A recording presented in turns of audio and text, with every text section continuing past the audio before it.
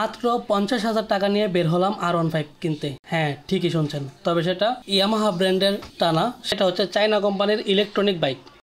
দোকানে ঢুকতে দেখলাম বিভিন্ন সাইজের প্রচুর সাইকেল ও ইলেকট্রনিক বাইক আছে।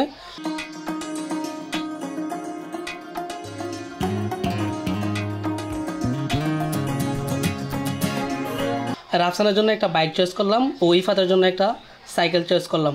তারপর টাকা পয়সার লেনদেন শেষ করে ওনাদেরকে বললাম পার্টসগুলো যেন ঠিকঠাক মতো লাগিয়ে দিতে।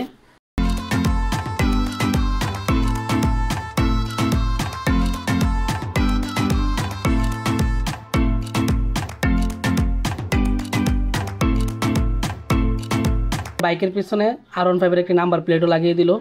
তারপর রাফসান বাইকে উঠে একটা টেস্ট দিল।